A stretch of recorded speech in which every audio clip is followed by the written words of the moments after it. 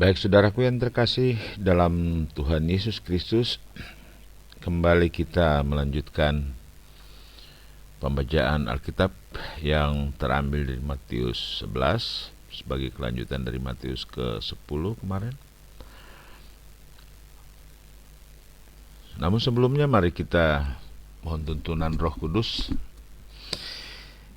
Bapa dalam sorga, Bapa yang kami sembah di dalam satu nama Yesus Kristus Tuhan dan Juru Selamat kami. Seperti biasa Bapa, kembali kami merendahkan diri, menaikkan syukur, pujian dan terima kasih kepadamu Bapa atas penyertaan-Mu sampai saat ini. Semua itu karena kasih karunia daripadamu.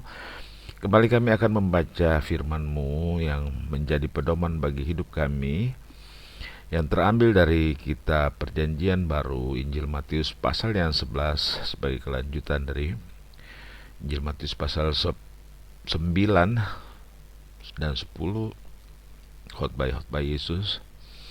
Kami percaya Tuhan, dengan kami membaca firman-Mu, maka kami siap untuk dituntun oleh Roh Kudus. Untuk itu ya Bapa, kami mohon kiranya Roh-Mu yang kudus hadir dalam hati dan pikiran kami ya Tuhan, sebagai otoritas-Mu untuk menuntun kami dalam membaca, memahami, mengerti dan melaksanakannya dalam kehidupan kami ya Tuhan. Terima kasih Bapa, berfirmanlah, kami siap untuk mendengarkannya. Amin.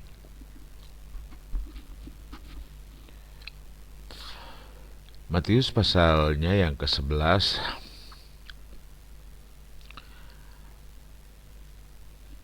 Setelah Yesus selesai berpesan kepada ke-12 muridnya, pergilah ia dari sana untuk mengajar dan memberitahukan Injil di dalam kota-kota mereka.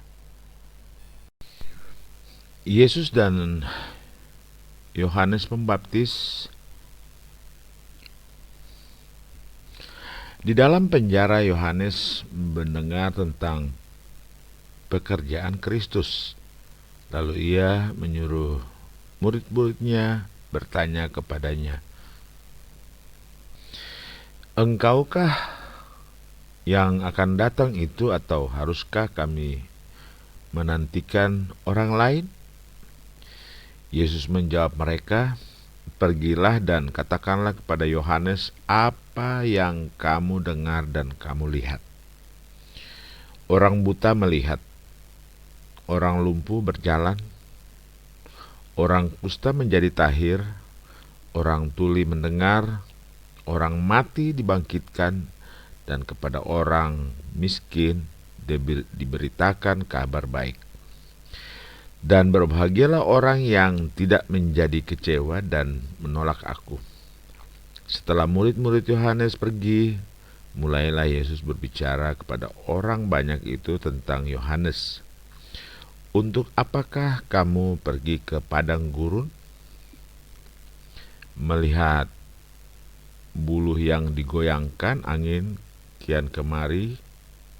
Atau untuk apakah kamu pergi melihat orang yang berpakaian halus? Orang yang berpakaian halus itu tempatnya di istana raja. Jadi untuk apakah kamu pergi melihat nabi? Benar, dan aku berkata kepadamu, bahkan lebih daripada nabi. Karena tentang dia ada tertulis, lihatlah, aku menyuruh utusanku mendahului engkau. Ia akan mempersiapkan jalanmu di hadapanmu. Aku berkata kepadamu, sesungguhnya di antara mereka yang dilahirkan oleh perempuan tidak pernah tampil seorang yang lebih besar daripada Yohanes Pembaptis. Namun yang terkecil dalam kerajaan surga lebih besar daripadanya. Sejak tampilnya Yohanes Pembaptis hingga sekarang, kerajaan surga diserong dan orang yang menyerongnya mencoba menguasainya. Sebab semua nabi dan kitab Taurat bernubuat hingga tampilnya Yohanes, dan jika kamu mau menerimanya, ialah Elia yang akan datang itu. Siapa bertelinga, hendaklah ia mendengar dengan apakah akan umpamakan angkatan ini. Mereka itu seumpama anak-anak yang duduk di pasar dan berseru kepada teman-temannya, kami meniup seruling bagimu, tetapi kamu tidak menari. Kami menyanyikan kidung duka, tetapi kamu tidak berkabung. Karena Yohanes datang, ia tidak makan dan tidak minum, dan mereka berkata, ia kerasukan setan. Kemudian Anak Manusia datang, ia makan dan minum, dan mereka berkata, lihatlah, ia seorang pelahap dan peminum, sahabat pemungut cukai dan orang berdosa. Tetapi hikmat Allah dibenarkan oleh perbuatannya. Yesus mengecam beberapa kota. Lalu Yesus mulai mengecam kota-kota yang tidak bertobat, sekalipun di situ ia paling banyak melakukan mujizat-mujizatnya. Celakalah engkau Korasim, celakalah engkau Betsaida, karena jika di Tirus dan di Sidon terjadi mujizat-mujizat yang telah terjadi di tengah-tengah kamu, sudah lama mereka bertobat dan berkabung. Tapi aku berkata kepadamu, pada hari penghakiman, tanggungan Tirus dan Sidon akan lebih ringan daripada tanggunganmu. Dan engkau, Kapernaum, apakah engkau akan dinaikkan sampai ke langit? Tidak. Engkau akan diturunkan sampai ke dunia orang mati, karena jika di Sodom terjadi mujizat-mujizat yang telah terjadi di tengah-tengah kamu, kota itu tentu masih berdiri sampai hari ini. Tapi aku berkata kepadamu, pada hari penghakiman, tanggungan negeri Sodom akan lebih ringan daripada tanggunganmu. Ajakan Juru Selamat. Pada waktu itu berkatalah Yesus, aku bersyukur kepadamu Bapa, Tuhan langit dan bumi, karena semuanya itu engkau sembunyikan bagi orang bijak dan orang pandai, tetapi engkau nyatakan kepada orang kecil. Ya Bapa, itulah yang berkenan kepadamu. Semua telah diserahkan kepadaku oleh Bapakku, dan tidak seorang pun mengenal anak selain Bapa, dan tidak seorang pun mengenal Bapa selain anak, dan orang yang kepadanya anak itu berkenan menyatakannya. Marilah kepadaku semua yang letih dan lesu dan berbeban berat, aku akan memberi kelegaan kepadamu. Pikul lakuk yang kupasang dan belajarlah padaku, karena aku lemah lembut dan rendah hati, dan jiwamu akan mendapat ketenangan. Sebab kuk yang kupasang itu enak dan bebanku pun ringan. Kita berlanjut ke ayat pasalnya yang ke-12. Murid-murid memetik gandum pada hari Sabat. Pada waktu itu, pada hari Sabat, Yesus berjalan di ladang gandum karena lapar. Murid-muridnya memetik bulir gandum dan memakannya. Melihat itu, berkatalah orang-orang Farisi kepadanya, lihatlah, murid-muridmu berbuat sesuatu yang tidak diperbolehkan pada hari Sabat. Tetapi jawab Yesus kepada mereka, tidakkah kamu baca apa yang dilakukan Daud ketika ia dan mereka yang mengikutinya lapar? Bagaimana ia masuk ke dalam rumah Allah dan bagaimana mereka makan roti sajian yang tidak boleh dimakan baik olehnya maupun oleh mereka yang mengikutinya, kecuali oleh imam-imam. Atau tidakkah kamu baca dalam kitab Taurat bahwa pada hari-hari Sabat imam-imam melanggar hukum Sabat di dalam bait Allah, namun tidak bersalah? Aku berkata kepadamu, di sini ada yang melebihi bait Allah. Jika memang kamu mengerti maksud firman ini, yang kukehendaki ialah belas kasihan dan bukan persembahan. Tentu kamu tidak menghukum orang yang tidak bersalah, karena Anak Manusia adalah Tuhan atas hari Sabat. Yesus menyembuhkan orang pada hari Sabat. Setelah pergi dari sana, Yesus masuk ke rumah ibadat mereka. Di situ ada seorang yang mati sebelah tangannya. Mereka bertanya kepadanya, "Bolehkah menyembuhkan orang pada hari Sabat?" Maksud mereka ialah supaya dapat mempersalahkan Yesus ya maksudnya. Tapi Yesus berkata kepada mereka, "Jika seorang dari antara kamu mempunyai seekor domba dan domba itu terjatuh ke dalam lubang pada hari Sabat, tidakkah ia akan menangkapnya dan mengeluarkannya? Bukankah manusia jauh lebih berharga daripada domba? Karena itu boleh berbuat baik pada hari Sabat." Lalu kata Yesus kepada orang itu, "Ulurkanlah tanganmu." Dan ia mengulurkannya, maka pulihlah tangannya itu dan menjadi sehat seperti tangannya yang lain. Lalu keluarlah orang-orang Farisi itu dan bersekongkol untuk membunuh dia. Yesus hamba Tuhan. Tetapi Yesus mengetahui maksud mereka lalu menyingkir dari sana. Banyak orang mengikuti Yesus dan ia menyembuhkan mereka semuanya. Ia dengan keras melarang mereka memberitahukan siapa dia, supaya genaplah firman yang disampaikan oleh Nabi Yesaya, "Lihatlah, itu hambaku yang kupilih, yang kukasihi, yang kepadanya jiwaku berkenan. Aku akan menaruh rohku ke atasnya, dan ia akan memaklumkan hukum kepada bangsa-bangsa. Ia tidak akan berbantah dan tidak akan berteriak, dan orang tidak akan mendengar suaranya di jalan-jalan.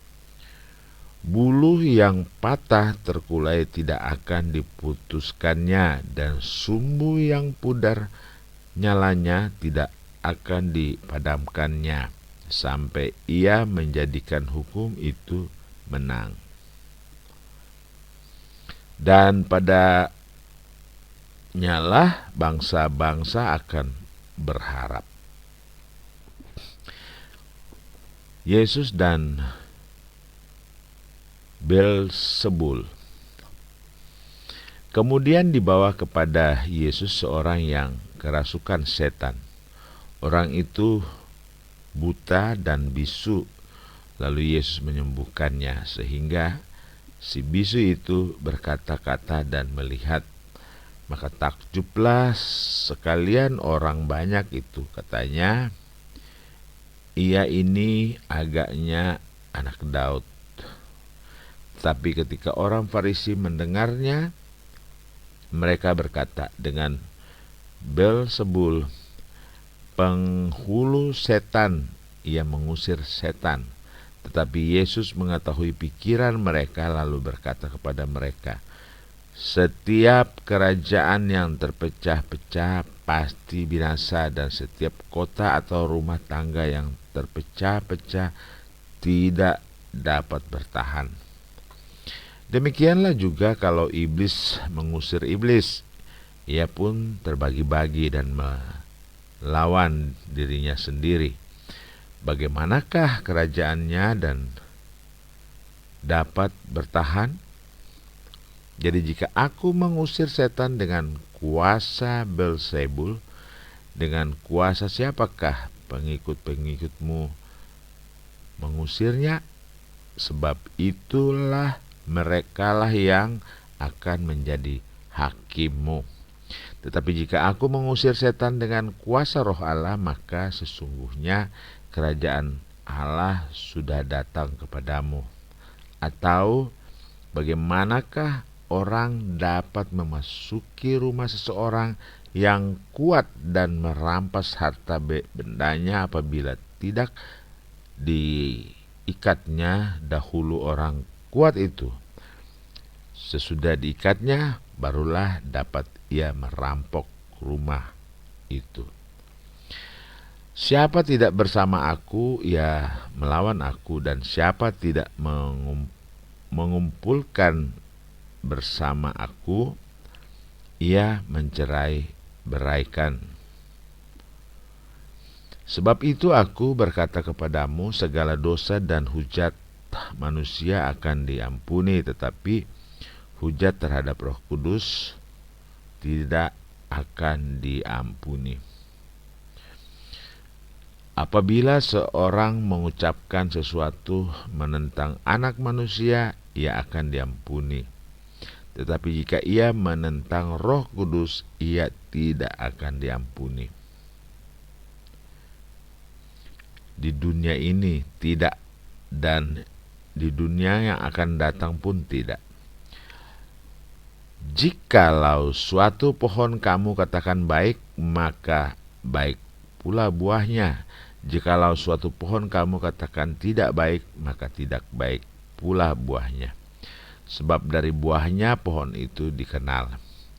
Hai kamu keturunan ular beludak, bagaimanakah kamu dapat mengucapkan hal-hal yang baik, sedangkan kamu sendiri jahat? Karena yang diucapkan mulut meluap dari hati. Orang yang baik mengeluarkan hal-hal yang baik dari perbendaharaannya yang baik, dan orang yang jahat mengeluarkan hal-hal yang jahat dari perbendaharaannya yang jahat. Tetapi aku berkata kepadamu, setiap kata sia-sia yang diucapkan orang harus dipertanggungjawabkannya pada hari penghakiman. Karena menurut ucapanmu engkau akan dibenarkan, dan menurut ucapanmu pula engkau akan dihukum. Tanda Yunus. Pada waktu itu berkatalah beberapa ahli Taurat dan orang Farisi kepada Yesus, Guru, kami ingin melihat suatu tanda daripadamu. Tetapi jawabnya kepada mereka, angkatan yang jahat dan tidak setia ini menuntut sesuatu tanda, tetapi kepada mereka tidak akan diberikan tanda selain tanda Nabi Yunus. Sebab seperti Yunus tinggal di dalam perut ikan 3 hari 3 malam, demikian juga Anak Manusia akan tinggal di dalam rahim bumi 3 hari 3 malam. Pada waktu penghakiman, orang-orang Niniwe akan bangkit bersama angkatan ini dan menghukumnya juga. Sebab orang-orang Niniwe itu bertobat setelah mendengar pemberitaan Yunus, dan sesungguhnya yang ada di sini lebih daripada Yunus. Pada waktu penghakiman, ratu dari selatan itu akan bangkit bersama angkatan ini, dan ia akan menghukumnya juga. Sebab ratu ini datang dari ujung bumi untuk mendengar hikmat Salomo, dan sesungguhnya yang ada di sini lebih daripada Salomo. Kembalinya roh jahat.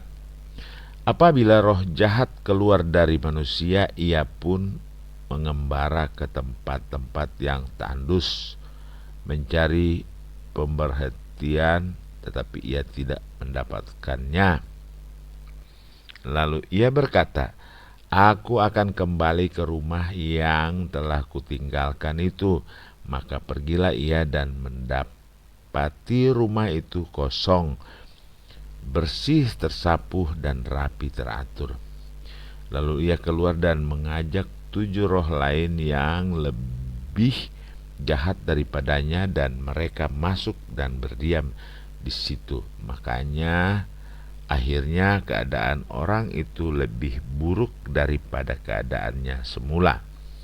Demikian juga akan berlaku atas angkatan yang jahat ini. Yesus dan sanak saudara-saudaranya. Ketika Yesus masih berbicara dengan orang banyak itu, ibunya dan saudara-saudaranya berdiri di luar dan berusaha menemui dia. Maka seorang berkata kepadanya, lihatlah, ibumu datang dan saudara-saudaramu ada di luar dan berusaha menemui engkau. Tetapi jawab Yesus kepada orang yang menyampaikan berita itu kepadanya, siapa ibuku dan siapa saudara-saudaraku? Lalu katanya sambil menunjuk ke arah murid-muridnya, ini ibuku dan saudara-saudaraku. Sebab siapapun yang melakukan kehendak Bapakku di sorga, dialah saudaraku laki-laki, dialah saudaraku perempuan, dialah ibuku.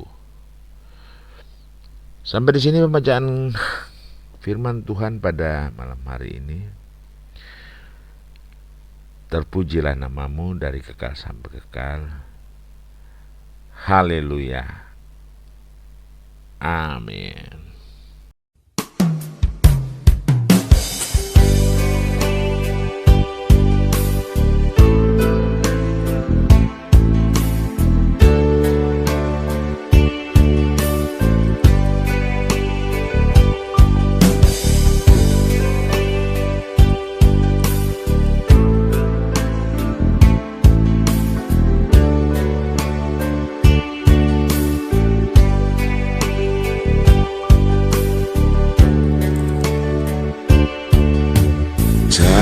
Ada yang ku dambakan selain dirimu, tak ada yang ku inginkan, hanyalah Engkau.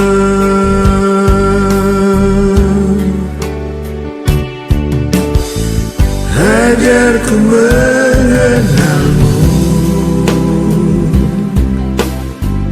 bawaku lebih mengenalmu, pribadimu yang ku rindu. Ajarku mengenalmu.